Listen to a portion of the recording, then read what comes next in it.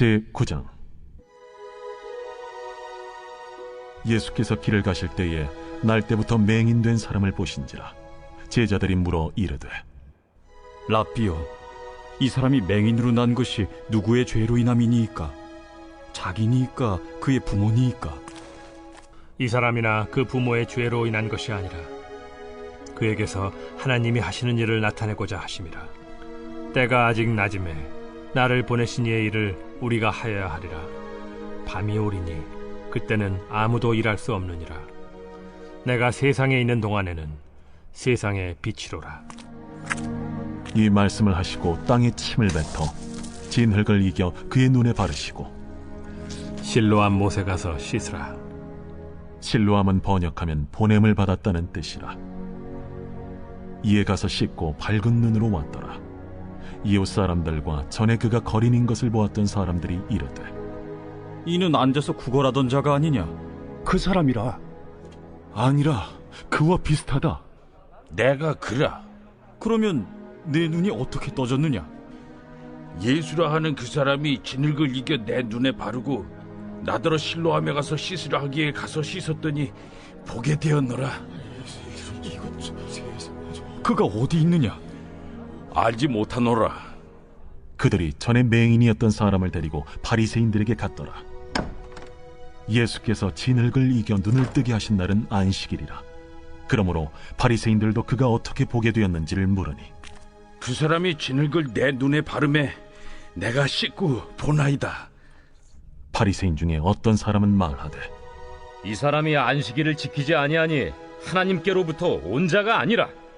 죄인으로서 어떻게 이러한 표적을 행하겠느냐?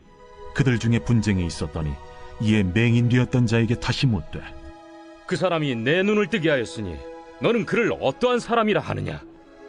선지자니이다. 유대인들이 그가 맹인으로 있다가 보게 된 것을 믿지 아니하고 그 부모를 불러 묻되, 이는 너희 말에 맹인으로 났다 하는 너희 아들이냐? 그러면 지금은 어떻게 해서 보느냐? 이 사람이 우리 아들인 것과 맹인으로 난 것을 아나이다. 그러나 지금 어떻게 해서 보는지 또는 누가 그 눈을 뜨게 하였는지 우리는 알지 못하나이다. 그에게 물어보소서. 그가 장성하였으니 자기 일을 말하리이다. 그 부모가 이렇게 말한 것은 이미 유대인들이 누구든지 예수를 그리스도로 시인하는 자는 출교하기로 결의하였으므로 그들을 무서워함이로라. 이러므로 그 부모가 말하기를 그가 장성하였으니 그에게 물어보소서 하였더라. 이에 그들이 맹인이었던 사람을 두 번째 불러 이르되, 너는 하나님께 영광을 돌리라. 우리는 이 사람이 죄인인 줄 아노라. 그가 죄인인지 내가 알지 못하나 한 가지 아는 것은 내가 맹인으로 있다가 지금 보는 그것이니이다. 그 사람이 내게 무엇을 하였느냐? 어떻게 내 눈을 뜨게 하였느냐? 내가 이미 일렀어도 듣지 아니하고 어찌하여 다시 듣고자 하나이까? 당신들도 그의 제자가 되려 하나이까? 그들이 욕하여 이르되, 너는 그의 제자이나 우리는 모세의 제자라. 하나님이 모세에게는 말씀하신 줄을 우리가 알거니와 이 사람은 어디서 왔는지 알지 못하노라. 이상하다.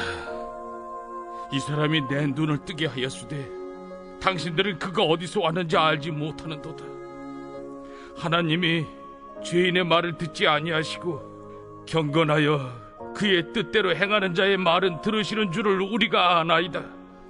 창세 이후로 맹인으로 난 자의 눈을 뜨게 하였다 함을 듣지 못하였으니 이 사람이 하나님께로부터 오지 아니하였으면 아무 일도 할 수 없으리이다. 내가 온전히 죄 가운데서 나서 우리를 가르치느냐?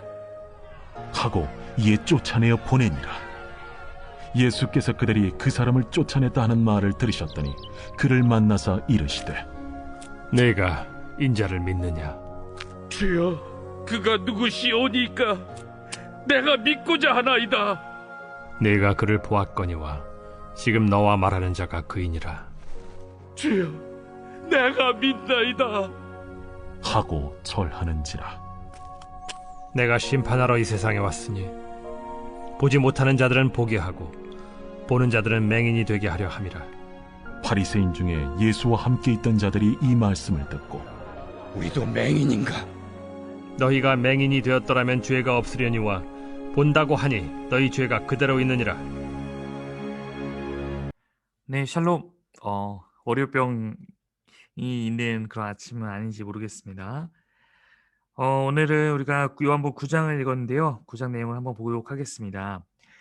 비교적 최근에 봤던 장 중에서는 좀 절수가 짧은 편이었습니다. 1절부터 5절은 맹인의 이야기로 시작합니다. 태어날 때부터 맹인된 사람이에요. 제자들은 이 사람에 대해서 궁금해합니다. 예수님께 묻는데요. 이 사람의 맹인됨이 무엇 때문인지 묻는 겁니다. 이 질문은 유대인들이 갖고 있는 고정관념 때문에 그렇습니다. 유대인들은 죄로 말미암아 인간에게 병이 왔다고 생각하는 그런 어떻게 보면 관념이 있었죠. 또한 예수님께서도 38년 된 병자를 고치시고 나서 더 심한 병이 생기지 않도록 죄를 짓지 말라고 한 걸로 봤을 때 말씀은 분명히 죄와 병의 관련성도 언급합니다. 그러나 우리가 전에도 한번 얘기했듯이 언제나 그렇게 바라볼 수 없다는 것입니다. 즉 때로는 죄와 전혀 무관하지만 우리가 육체의 질병을 안게 되는 경우도 있다는 것입니다. 오히려 이 맹인의 경우는 예수님께서 그래서 그에게 하나님이 하시는 일을 나타내기 위해서 이 사람에게는 이런 병이 있는 것이다 라고 말하고 있습니다. 이는 예수의 능력으로 말미암아 예수님께서 맹인을 치유하시고 맹인의 시력을 회복시켜 주실 것이라는 것을 짐작해야 합니다. 요한복음 전체를 볼 때 결국 예수님 자신과 하나님 아버지를 계시하여 사람들로 하여금 믿고 영생을 얻게 인도하고 계신 것입니다. 4절을 보면은 때에 대해서 말하는 부분이 나오는데요. 때가 낮임에라고 말하고 있는데 이것은 주님께서 사역하고 세상에 있는 공생의 기간, 일하는 시간에 말하는 것인데요. 그러나 밤이 온다라는 것은 예수님께서 죽으신 후 승천하시고 성령이 오시기 전까지의 시간은 밤이라는 것입니다. 즉 우리와 함께 하시지 않은 그 시간을 의미하는 것입니다. 이때는 아무것도 일할 수 없기 때문에 제자들에게도 성령이 오실 때까지 기다리라라고 했던 부분을 기억할 것입니다. 자, 7절부터 6절, 7절은 맹인의 치유에 대한 본격적인 부분인데요. 침으로 진흙을 이겨서 맹인의 눈에 바르셨다. 우리는 알다시피 예수님 말씀으로만 치유하실 텐데 왜 이런 방법으로 택하셨을까? 이 본문이 말하고자 하는 것은 침은 부정한 물질이었어요. 근데 예수님께서는 그 부정한 물질을 통해서도 하나님의 일을 나타내신다는 것을 보여준 것 같습니다. 부정한 것들이 예수님의 손을 통해서 거룩한 도구로 변화받아 쓰임받을 수 있다는 것입니다. 그 이후에 실로암에 가서 씻으라는 것은 진흙을 묻혔기 때문에 당연한 걸로 볼 수도 있고요.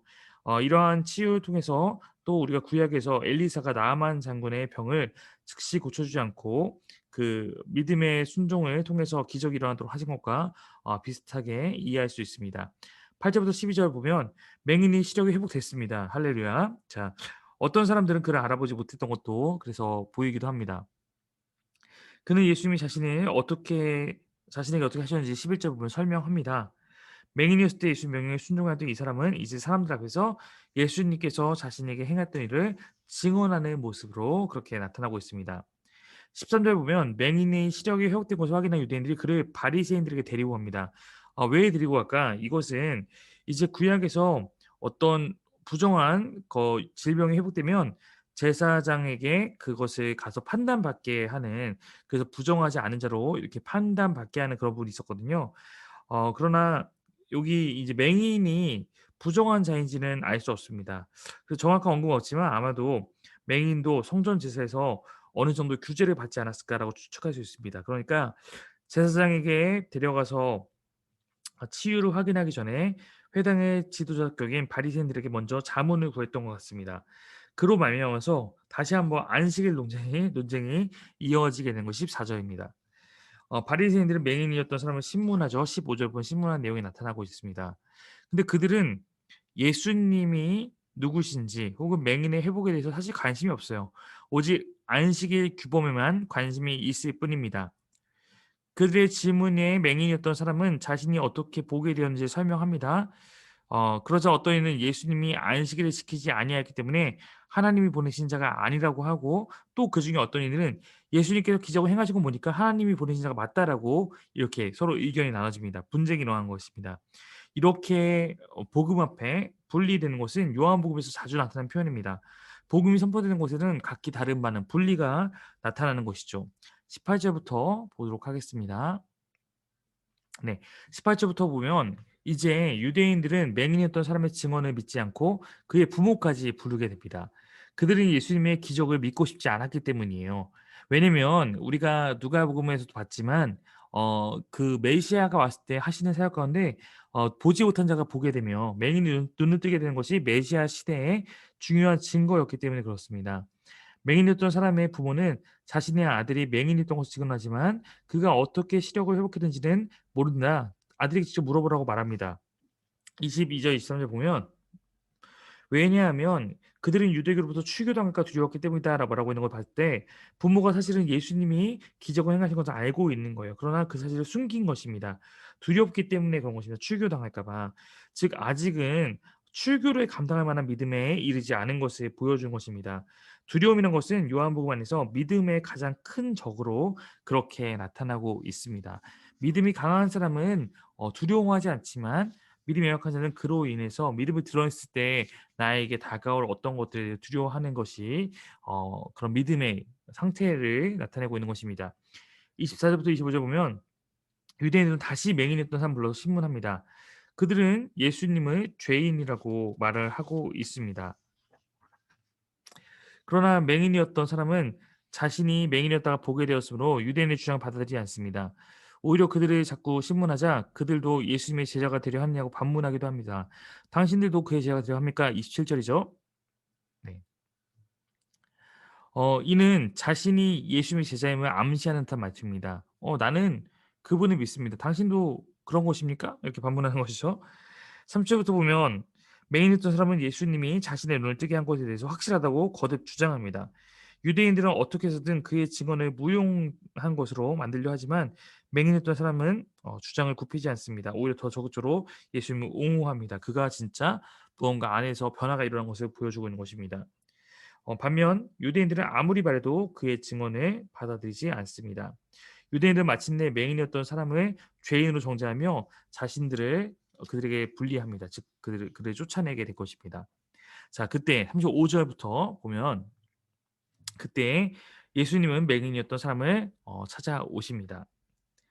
유대인들은 맹인이었던 사람들을 쫓아내고 무시했지만 예수님은 그를 찾아가서 그가 진정한 신자가 되도록 믿음을 초청하고 있는 것입니다.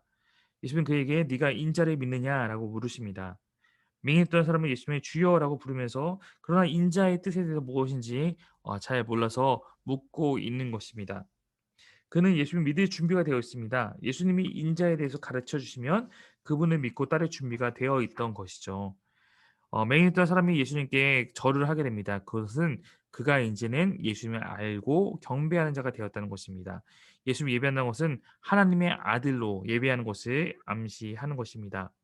39절을 보시면 예수님께서 이 땅에 오신 목적을 말하는데 심판으로 오셨다라는 말씀을 내가 구원하러 왔다는 말씀과 어긋나는 것으로 보이지만 사실 구원과 심판은 동전의 양면이죠.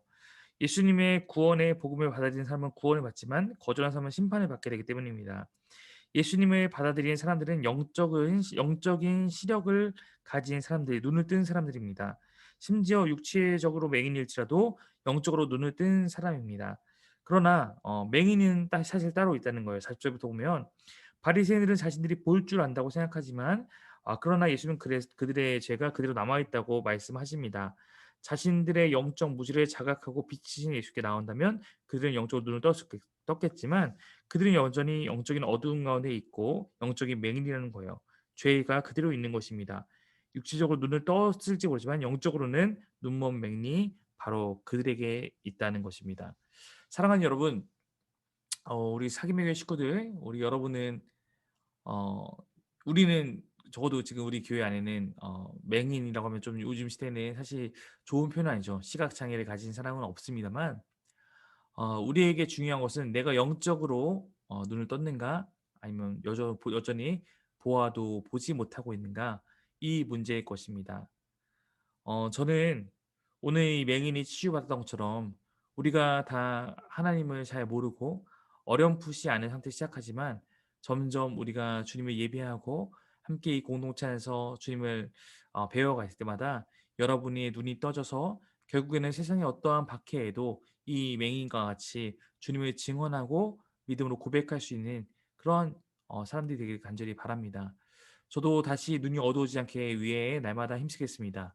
우리 모두가, 여러분도, 사랑하는 여러분도 그렇게 주님을 바라보고 예배하는 하루를 사시기를 간절히 바랍니다. 감사합니다.